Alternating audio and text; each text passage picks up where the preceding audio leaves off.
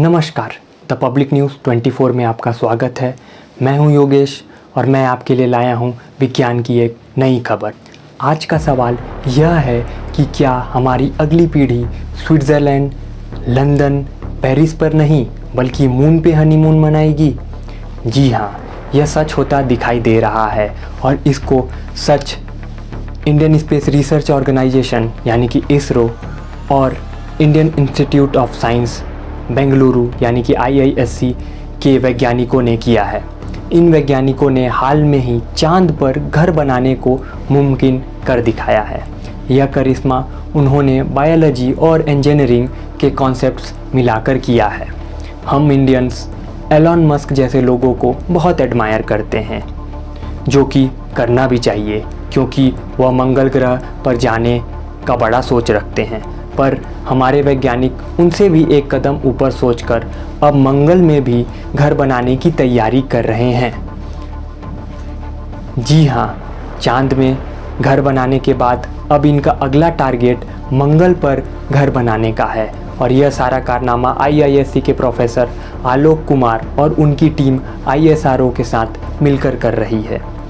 आज हम इस खबर के साथ साथ आपको लैब यानी कि प्रयोगशाला के अंदर जाकर चांद की मिट्टी से बनी ईंट यानी कि ब्रिक और यह सब कैसे संभव हुआ यह दिखाएंगे। इसीलिए आप इस एपिसोड को अंत तक ज़रूर देखें। हम आज आपको IISc के प्रोफेसर आलोक कुमार से भी मिलवाएंगे, जो विदेश से इतनी फार साइटेड और दूरदृष्टि वाली प्रोजेक्ट लेकर इंडिया वापस आए। तो आते हैं खबर पर। तो जैसा कि आप जानते हैं कि घर बनाने का सबसे महत्वपूर्ण अंग होता है ईंट बनाना, और इस ईंट को हमारे वैज्ञानिकों ने लैब में बना लिया है। अब आप में से बहुत लोग कहेंगे कि यह ईंट तो पृथ्वी में आसानी से बनते हैं, इसमें कौन सी बड़ी बात है। तो आपको यह भी पता होना चाहिए कि हमारे रॉकेट GSLV में 1 किलो वज़न उठाने की कीमत लगभग 7 लाख रुपए पड़ती है। तो पृथ्वी से ईंट उठाकर चांद पे ले जाने का सवाल ही नहीं पैदा होता। इसीलिए इसमें सबसे बड़ी चुनौती यह है कि हमें चांद पर ही जाकर ब्रिक्स या ईंट बनाना होगा। हमारे पृथ्वी की मिट्टी में क्ले होता है जिससे कि ब्रिक्स बनाने में आसानी होती है, वहीं चांद की मिट्टी में ऐसा कुछ भी नहीं होता। अब इसमें और भी चौंकाने वाली बात यह है कि इस ईंट को बनाने के लिए जो मजदूर है वह एक बैक्टीरिया है। यह बैक्टीरिया मेटाबॉलिज्म के बाद जो बाई प्रोडक्ट देता है उसको इस्तेमाल करके चांद की धरती पे ईंट बनाया जा सकता है। इसके लिए हमें पृथ्वी से बस थोड़े से बैक्टीरिया ले जाने होंगे और बाकी काम वहाँ चांद पे होगा। अब इसमें कई लोगों का यह भी सवाल होगा कि ये मून सॉइल आया कहाँ से। तो यह मिट्टी नासा के अपोलो मिशंस के जो एस्ट्रोनॉट थे जैसे कि नील आर्मस्ट्रॉन्ग वगैरह, उन्होंने अपने साथ लाई थी और उसको लाने के बाद उस मिट्टी को स्टडी करके हूबहू वैसी मिट्टी तैयार किया गया जिसको हम सिमुलेटेड सॉइल कहते हैं और इस्तेमाल करते हैं। इस रिसर्च को अगर आप डिटेल में पढ़ना चाहते हैं तो वीडियो डिस्क्रिप्शन में लिंक में जाकर पढ़ सकते हैं।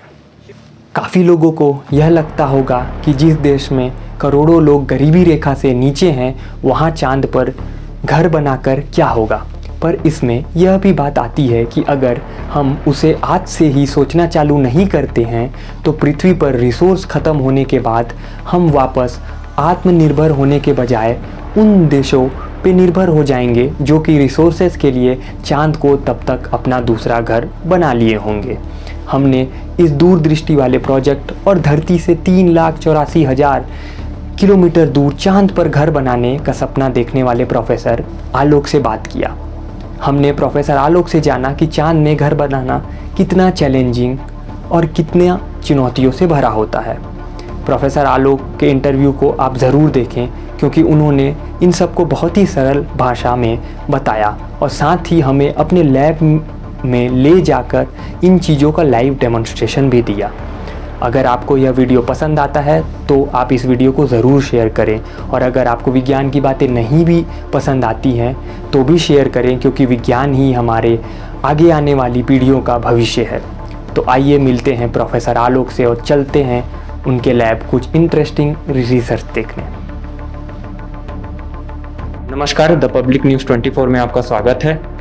और today with us is professor Alok Kumar, who is currently an assistant professor at department of mechanical engineering IASC।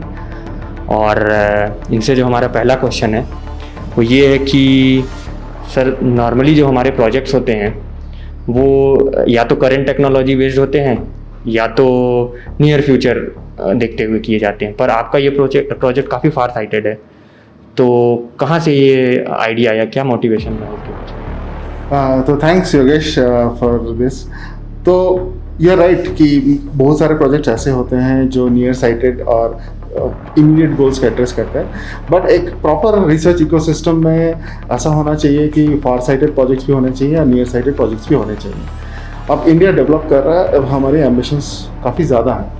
ऐसे सिचुएशन में हमारे पास ऐसा रिसर्च इकोसिस्टम होना चाहिए जिसमें फार साइटेड प्रोजेक्ट्स भी हों और नियर साइटेड प्रोजेक्ट्स भी हों।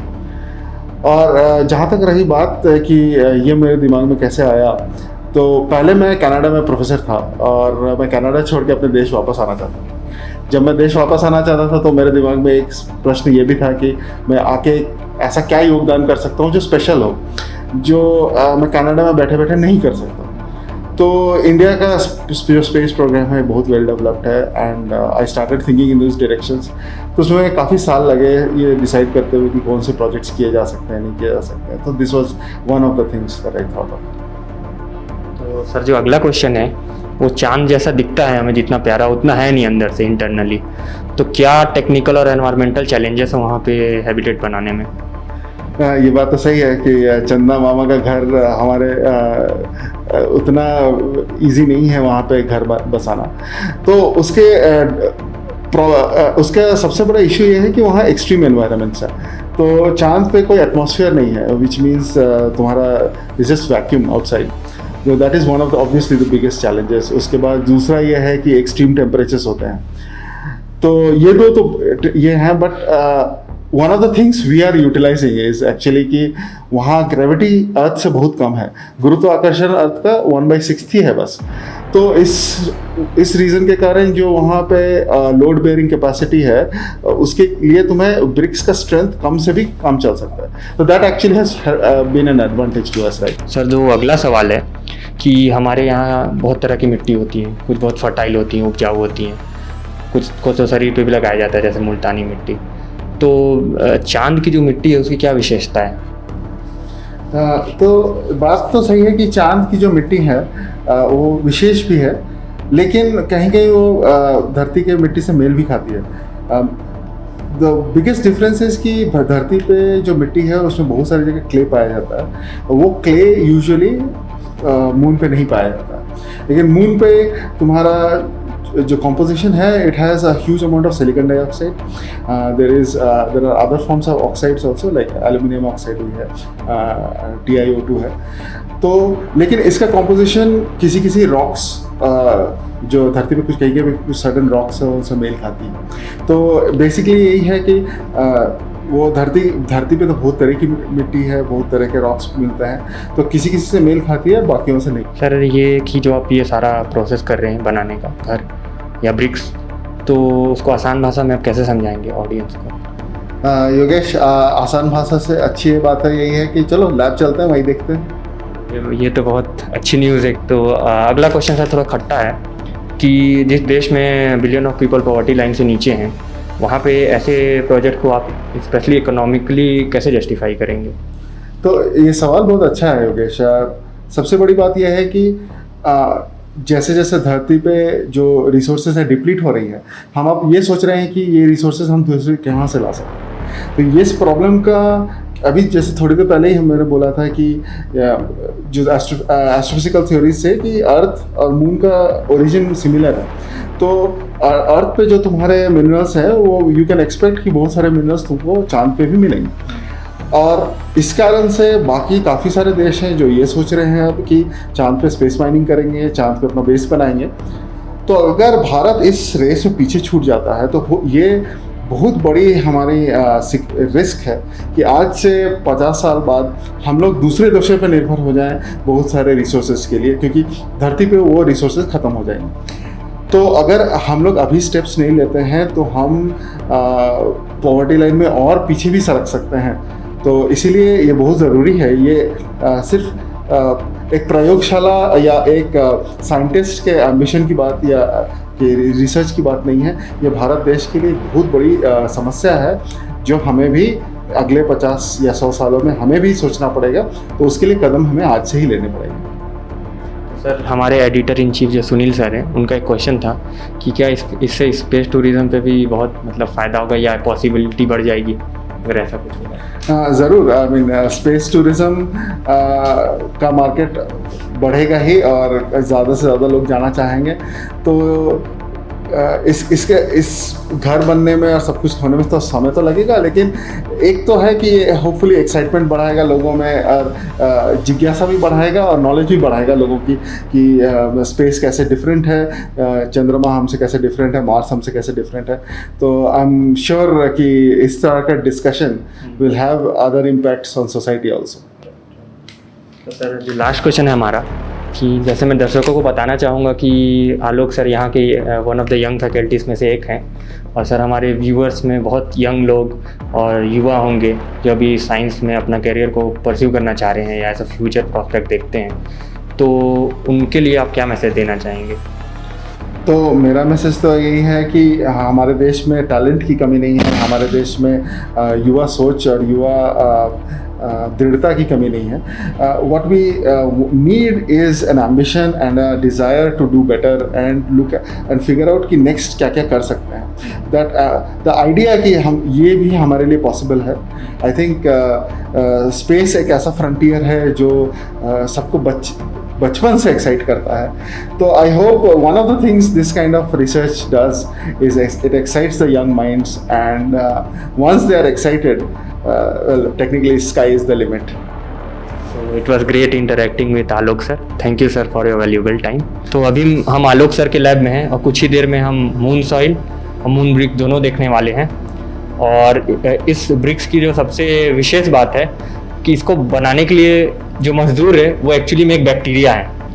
तो इसमें मैकेनिकल और बायोलॉजिकल दोनों एस्पेक्ट्स को कवर करके इस ब्रिक्स को बनाया गया है। तो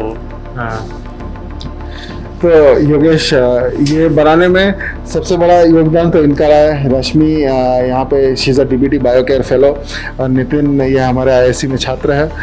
तो योगेश, ये मून ब्रिक बनाने के लिए सबसे पहले जो हमें ज़रूरत है वो है lunar soil simulant. Lunar soil simulant एक ऐसी मिट्टी है जो चांद की मिट्टी से बहुत ज़्यादा मेल खाती है, क्लोज टू 100%। तो इस सबसे पहले हम लोग शुरुआत करते हैं उसी से। तो ये देखो, ये है हमारी चांद की मिट्टी। तुम देख सकते हो कि ये सफ़ेद बालू जैसी दिखती है। और यहाँ पे कंपैरिजन के लिए ये है टेराकोटा क्ले। टेराकोटा क्ले हम लोग पॉटरी में यूज़ करते हैं जिससे हम मिट्टी की बर्तनें बनाते हैं। और तुम देख सकते हो खुद ही कि कितने ज़्यादा डिफरेंस है दोनों में। बाकी डिफरेंसेस भी हैं, पार्टिकल साइज और कॉम्पोजिशन में तो ऑब्वियसली डिफरेंसेस हैं ही। तो हम लोग शुरुआत पहले करते हैं इनसे। और जैसे तुमने कहा कि इसको बनाने में जो मजदूर है वो है बैक्टीरिया। तो सबसे पहले हम लोग इस मिट्टी को और हमारे बैक्टीरिया को एक बायोरिएक्टर में डालते हैं। बायोरिएक्टर में अप्रॉक्सीमेटली 7 से 10 दिन या 12 दिन डिपेंडिंग ऑन प्रोसेस लगते हैं। और फाइनली क्या होता है कि हमें ऐसी एक मिट्टी, ऐसे एक चांद की इस मिट्टी से एक ब्रिक टाइप का रूपांतरण मिलता है। अब ये तुम देख सकते हो कि ये है तो सिलिंड्रिकल शेप में, लेकिन यहाँ पे जैसे ये बहुत ज़्यादा परफेक्ट नहीं है, इसके डायमेंशंस ठीक नहीं है। तो इसके जो डायमेंशंस ठीक नहीं है, this is going to be cause a problem for construction. So you need to have very precise dimensional control अगर तुम इससे सही में बाद में कुछ बनाना चाहते हो। तो फिर हम लोगों ने क्या किया, and this was a tricky part, we were able to machine it on a lathe. एंड यहाँ पे टर्निंग ऑपरेशन और फ्रेसिंग ऑपरेशन के बाद तुम देख सकते हो कि ये कितना ज़्यादा प्रिसाइज हो चुका है। राइट, ये एक और सर आप इसको शेप दे रहे हैं। हाँ, एग्जैक्टली। और इस यहाँ में विभिन्न शेप दे सकते हैं। यहाँ पे बहुत ही सिंपल शेप्स डिस्प्लेड हैं, लेकिन अब जब ये प्रिसाइज शेप्स हो चुके हैं, अब इन्हें प्रॉपर टाइप से स्पेस ब्रिक्स या मून ब्रिक्स के तरह से यूज़ किया जा सकता है। तो जैसे कि सर के लैब का टूर हमने कर लिया और काफ़ी इंटरेस्टिंग प्रोजेक्ट भी देख लिए, मून सॉइल भी देख लिए। तो एंड में मैं सर को फिर से धन्यवाद देना चाहूँगा कि सर ने अपना कीमती वक्त निकाला और साइंस को आम जनता के बीच लाया। तो thank you sir. Thank you Yogesh. उम्मीद करता हूँ आपको यह एपिसोड पसंद आया। विज्ञान की ऐसी रोचक बातें जानने के लिए द पब्लिक न्यूज़ 24 से जुड़े रहें और साथ ही हमारे YouTube चैनल को लाइक और सब्सक्राइब ज़रूर करें। धन्यवाद।